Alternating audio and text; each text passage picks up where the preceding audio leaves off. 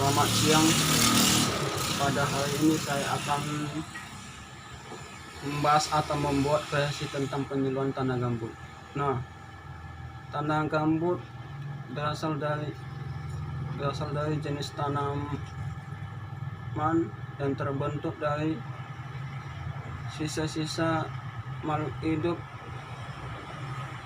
seperti hewan, tumbuhan.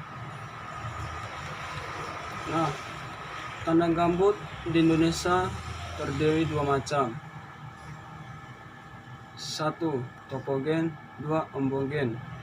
Topogen merupakan lapisan tanah gambut terbentuk karena genangan air akibatnya terhambatnya drainase. Tanah jenis topogen ini bisa ditemukan di area belakang pantai atau di pegunungan dengan kedalaman hanya sekitar 4 meter. Sedangkan ombogen merupakan jenis gambut yang lebih tua dengan kedalaman mencapai 20 meter dengan jumlah kandungan hara yang terbatas. Nah, tanah gambut memiliki sumber energi yang bisa dimanfaatkan sebagai bahan bakar. Karena gambut memiliki kandungan bahan organik dalam tanah gambut yang membuatnya bisa dijadikan sumber energi.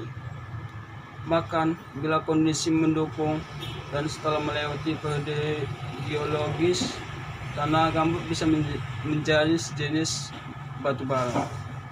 Sebagai contoh, di beberapa negara memanfaatkan tanah gambut adalah sebagai sumber panas yang salah satunya digunakan untuk memasak dan kebutuhan rumah tangga. Sementara dalam skala besar, manfaat tanah gambut adalah untuk bahan bakar pembangkit tenaga listrik, di mana salah satunya yang terbesar yaitu di negara Finlandia. Selain memiliki manfaat, tanah gambut juga memiliki masalah ancaman yaitu kekeringan dan kebakaran. Hal ini karena gambut menyimpan karbon global dan jadi penampung karbon dioksida yang sangat besar. Nah, permasalahan dari tanah gambut adalah jika terganggu, karbon tersebut akan terlepas ke atmosfer menjadi karbon dioksida. Dan inilah yang kemudian menjadi sumber penyebab efek gas rumah kaca yang kemudian berimbas pada perubahan iklim global. Bisa dibilang ancaman terbesar tanah gambut adalah kekeringan dan kebakaran. Kondisi kering misalnya bisa membuat permukaan air tanah turun dan bagian yang tidak basah kemudian mengalami dekomposisi atau penguraian dan berakhir dengan karbon dengan dalamnya terlepas ke udara. Proses ini bisa terjadi secara terus-menerus dalam tempo cenderung atau perlahan-lahan. Bahaya kerusakan tanah gambut dan cara cepat memanfaatkannya. Kerusakan lahan gambut untuk dijadikan lahan pertanian biasanya diawali dengan penebangan pohon, lalu lahan gambut dikeringkan dengan cara membuat saluran yang mengalirkan air dari dalam tanah keluar. Proses ini kemudian membuat permukaan tanah gambut menjadi turun, dan dalam kondisi yang turun, tanaman yang ada di atas lahan gambut dengan mudah bisa tercabut, dan ini membuat erosi tanah terjadi dengan mudah. Dengan kondisi yang sudah rusak, tanah gambut sudah tidak akan bisa menyimpan atau menahan air dengan maksimal, sehingga ketika musim hujan datang ini bisa berakhir banjir. Dan sebaliknya, di musim panas lahannya yang kering akan rentan terbakar dan kemudian melepas karbon yang berbahaya bagi manusia maupun makhluk hidup yang ada di sekitarnya. Selain itu, ada pula yang mencoba cara pengapuran.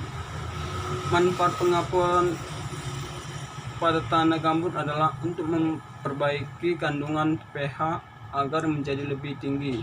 Namun sebenarnya ini juga ini juga dinilai tidak efisien. Yang bisa jadi salah satu solusi adalah dengan mencari tanaman yang cocok dengan kadar pH rendah. Memang tidak banyak tanaman yang bisa cocok ditanami di tanah gambut.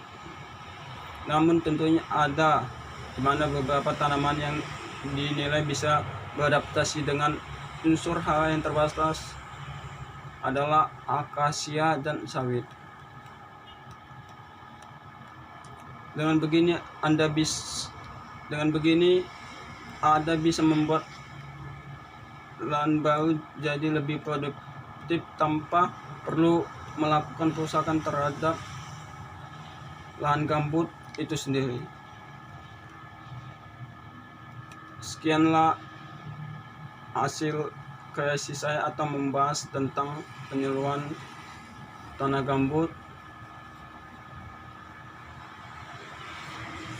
Sekian dan terima kasih. Selamat siang.